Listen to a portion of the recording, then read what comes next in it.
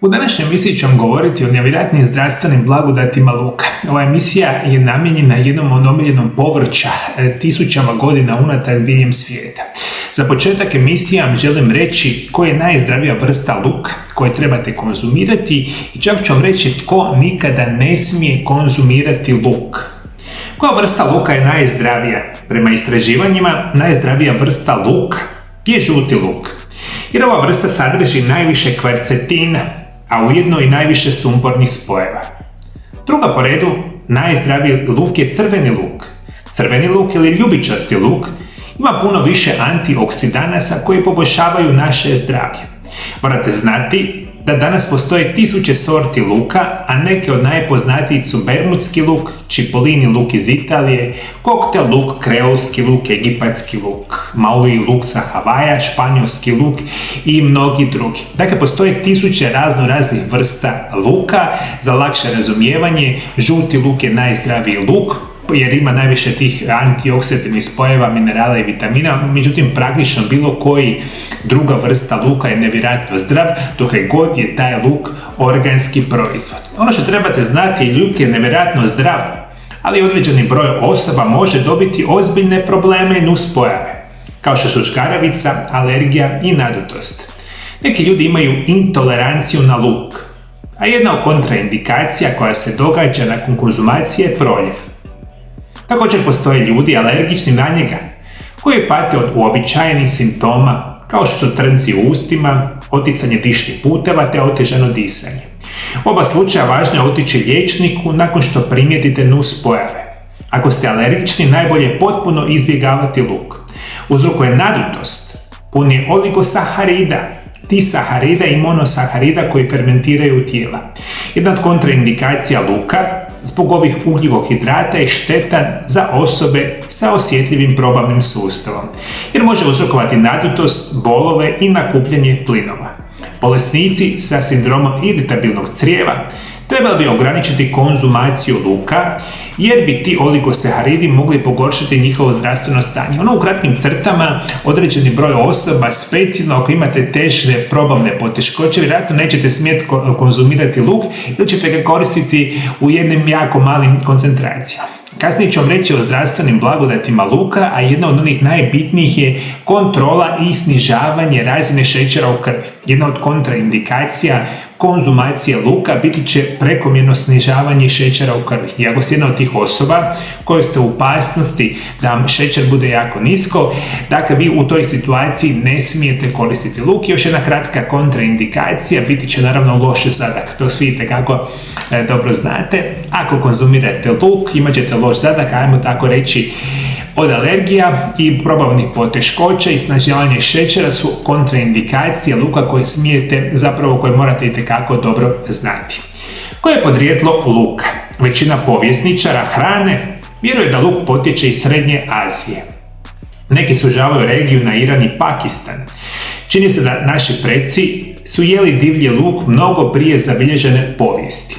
Postoje dokazi o ljudskoj prehrani prije čak 7000 godina, što bi mogao biti razlog zašto danas postoji toliko vrsta luka.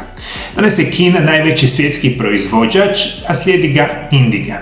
To su ujedno i najmnogoljudnije nacije na svijetu, pa zadržavaju većinu svoje proizvodnje. Ono što zapravo bih htio reći, veliki vas je osoba naravno upoznat sa lukom. I luk kao takav, vi stvarno njega možete koristiti na mnoge načine, pa da bi imali nevjerojatne zdravstvene blagodati. A kako zapravo bi trebali koristiti luk da bi poboljšali svoje zdravlje? Luk je botanički gledano alium, što znači da je dio obitelji koja uključuje vlasač, češnjak, boriluk i ljutinku. Luk je popularan u cijelom svijetu vjerojatno zato što je tako svestran. Može se peći u tavi, na roštilju, kiseliti, karamelizirati, pržiti kolutiće luka. Koristiti kao preljev za zdrave sendviče ili hamburgere. Može se jesti sirop i dodavati u razne namirnice. Kako čuvati luk? Luk možete kupiti pojedinačno ili u zapakiranim ambalažama. Veliki broj vas neće odmah pojesti veliku količinu luka, pa bi ga bilo dobro pohraniti u smočnicu ili slično dobro prozračeno mjesto, gdje na takvom mjestu luk možete ga čuvati nekoliko tjedana bez problema. Dobro prozračeno mjesto, luk će dakle puno dulje ostati funkcionalni i zdrav, a luk kao takav možete ga koristiti na mnoge načine. Jedan od onih omiljenih namirnica velikog broja osoba, ja osobno isto tako jako volim, biti će mladi luk. A što je zapravo mladi luk? Mladi luk se naziva i zeleni luk ili mladi luk jesu i zdraviji od bijeloga ili žutoga luka.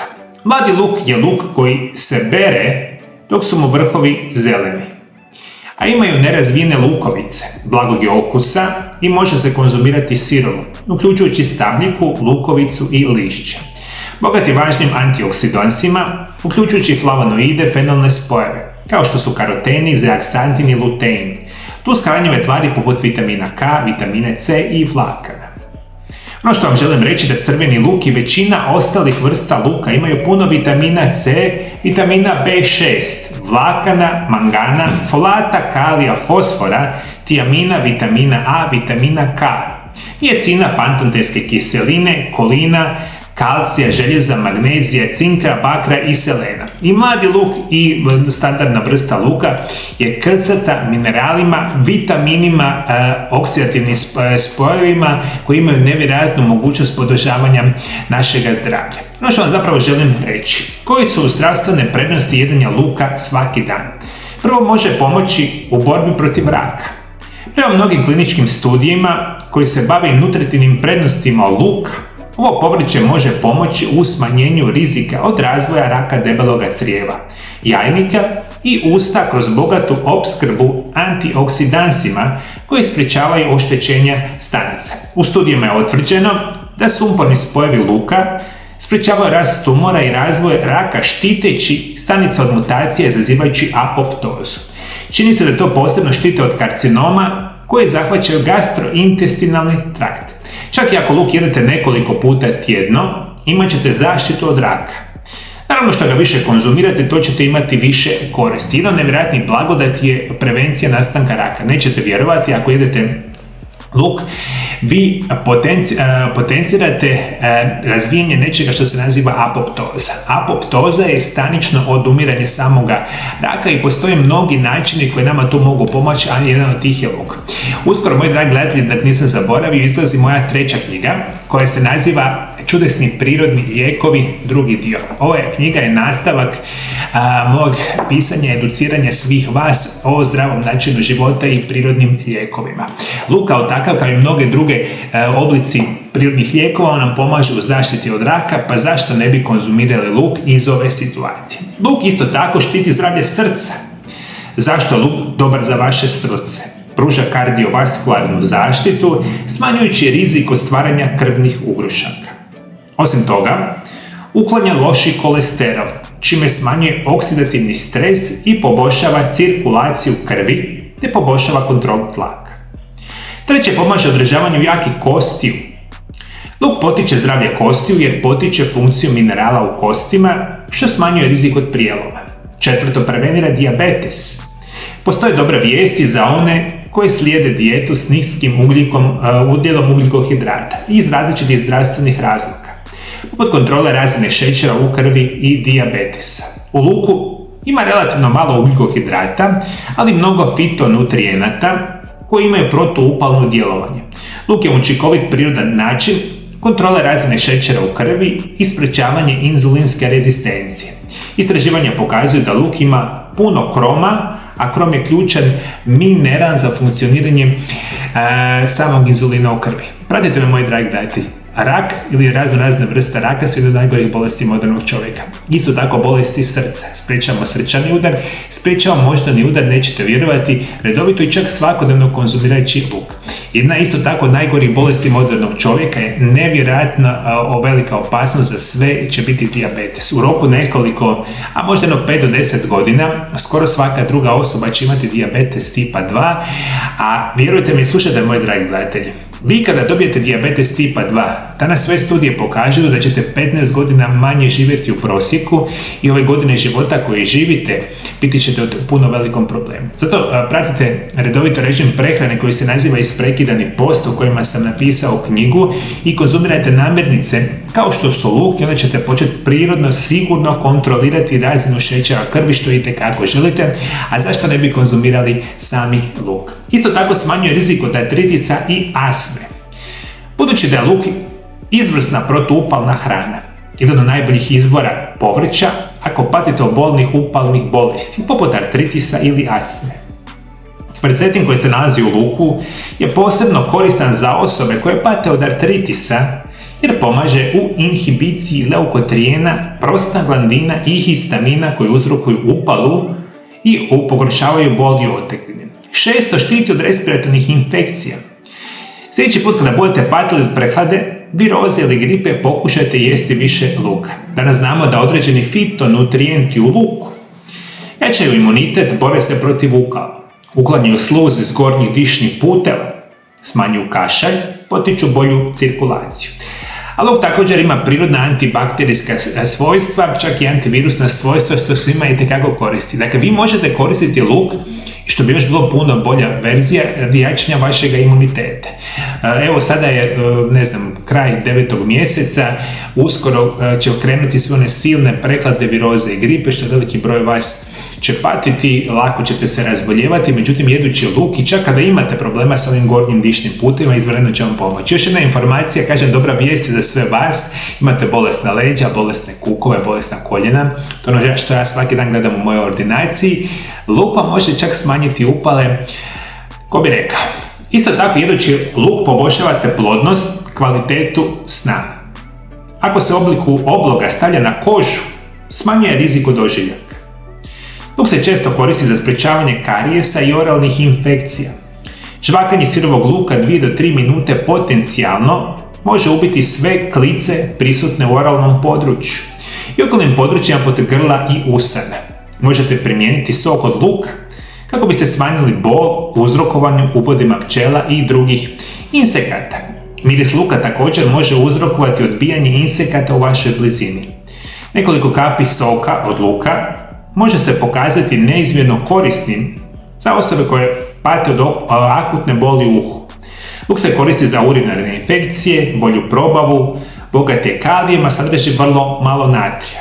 Zbog svog diuretičkog učinka pomaže kod edema, hipertenzije, teških nogu i puno toga. Dakle, nećete vjerovati, luk će vam pomoći da izbacite tekućine iz vašega tijela. Naravno, sam po sebi neće riješiti najgore bolesti koje vi danas zapravo patite, ali veliki broj vas koji recimo živite zdravo, imate možda problema sa oteklinama, može vam pomoći luk. Isto tako, luk vam je nevjerojatna hrana za vašu probavu. Osim onih osoba koji imate teške probavne poteškoće, to smo govorili, i gastritis, i gerb, SIBO i slične poteškoće, i koji imate toga tipa problema, luk vjerojatno nećete jesti, ali za sve ostale luk je izvanredna hrana za probavni sustav. Zašto? Zašto što vam luk potencira funkcioniranje onih probiotika, odnosno onih zdravih bakterija u vašem probavnom sustavu. Dakle, jači imunitet, više onih zdravih bakterija u vašim crijevima, bolja situacija. I još jedna informacija za kraj, nećete vjerovati, jedući redovito luk, vi u vašem tijelu ubrzavate gubitak masnih naslaga, potiče prirodno mršavljenje, gdje će biti bolje. Eto, moji dragi gledatelji, to vam sve radi luk. Isto tako ću vam dati jedan recept za sirup protiv kašlja. Sastojci, jedna šalica nasjeckanog svježeg crvenog luka, malo svježe ili sušene kadulje ili timijana po želji, iscijeđeni sok od pola limuna po želji, jedna čajna žličica naribanog korijena džumbira po želji, dovoljno meda da prekrijete sve sastojke. Priprema: stavite luk i ostale sastojke u staklenku te prelijte medom, pomiješajte tako da med potpuno prekrije sastojke i da nema mjehurića zraka, te poklopite staklenku. Ostavite da odloži preko noći. Med će upiti sve sokove luka i preuzeti aromu i drugih sastojaka u sljedećeg jutra. Počnite sa konzumacijom, uzimajte po 1 čajnu žličicu dnevno. Ovo je samo jedan od tih recepata. Evo, nećete vjerovati, rekao sam, moji dragi gledatelji, ovo je mojoj 3. knjizi. Imat ćete stotine raznih recepata kako se prirodno liječe bolesti raznih tipova kao što je ova. Rekao sam, moj život vam je učenje i educiranje osoba o zdravom načinu života i prirodnim lijekovima. Ja vam to radim preko 25 godina, danas radim apsolutno sa cijelim svijetom i želim da imate ove informacije koje mogu značajno poboljšati vaše zdravlje. Još jedna informacija za kraj što će veliki broj vas interesirati. Kako nasickati luk bez suza? Luk je obavezan dio jela, od salata do variva i jela od mesa. Ono što je otežavajuće u cijelom procesu je ljutina i jak miris koji uvijek tjera suze na oči. Sve počinje jakim peckanjem, nakon čega slijedi suzanje očiju. Za iritaciju očiju koja uzrokuje suzanje odgovorna je alinaza, tvar koji se oslobađa pri rezanju i koja proizvodi emisiju iritantne molekule koja se naziva proponantijal. Ova molekula koja je sumporirano eterično ulje vrlo je hlapljiva i hvata se kroz nos kada je udišete. Kako bi izbjegli alinazu i njeno štetno djelovanje na oči, treba ga rezati kad je hladan. Zato je jedan od trikova koji koriste mnogim domovima stavljanje luka u škrinju na nekoliko minuta ili u hladnjak na sat vremena ili više prije nego što ćete ga početi pripremati za ručak. Osim hladnog luka, jako je bitan nož kojim režete namirnicu, pa svakako uložite odgovarajuću opremu koja će vam olakšati svakodnevnu pripremu za kuhanje. Dakle, da izbjegnete ono pečenje očiju, luk stavite u frižider, recimo pola sata, sat vremena, imat ćete puno manju koncentraciju hlapljivog ulja i puno manju informaciju zapravo problema sa ovim gornjim dišnim putevima, specijalno ovaj dio sa same oči. Moji dragi gledatelji, ako imate kakve informacije, možda o nekim drugim zdravstvenim blagodatima samoga luka, pišite dolje ispod video zapise. Molim vas, nemojte se ustručavati, jer ono što sam primijetio zadnjih 5 godina, jako veliki broj vas jako malo komentira moje video zapise. Pišite slobodno sve što znate o samom luku. Možda vi imate nekakve recepte koje ćete dole ispod video zapisa napisati. Veliki broj vas će to možda pročitati i poboljšat ćete zdravlje možda nekoj drugoj osobi. I znate što je još bitno jako, moji dragi gledatelji? Isto, ovo bi vas stvarno zamolio. Ove moje video zapise koje imate na mome kanalu, njih ima danas skoro 4.500 video zapisa, oni će samo doći do druge osobe na svijetu ako mu želimo pomoći, ako mi ovaj ili bilo koji moj drugi video zapis podijelite sa vašim prijateljima preko društvenih mreža, ne znam, rodbini i sl. Dijelite ove video zapise, što ih više dijelimo, više informacije će čuti. Ako ih ne dijelimo, nažalost ovi video zapisi odlaze u zaborav, tako će ovaj video zapis otići u zaborav u roku dan do 2 i to će biti stvarno velika šteta jer se svaki dan stvarno trudim vama pomoći. Isto tako, svi vi koji se do sad niste, dole ispod video zapisa se pretplatite na kanal i kliknite na ono malo ikonu zvona. Ona mala ikona zvona, kad ju stisnete, potpuno besplatno, svaki dan ćete dobiti nove informacije o mom kanalu. Ovaj kanal je Mario Lab kanal, koji je naravno na hrvatskom jeziku. Od nedavno ja vam radim i Mario Lab Health kanal na engleskom jeziku. Svi vi koji se još do sad niste pretplatili na Mario Lab Health kanal, obavezno odite, imate dole link ispod video zapisa, pretplatite se na moj drugi kanal.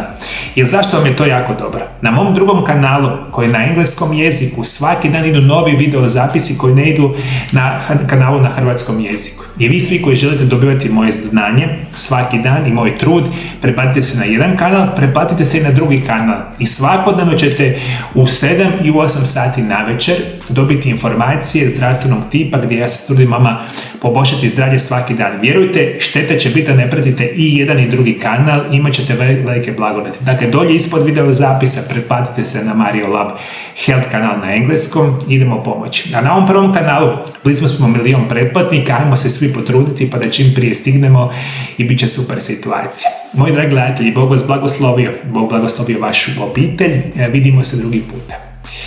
Lijep i ugodan pozdrav.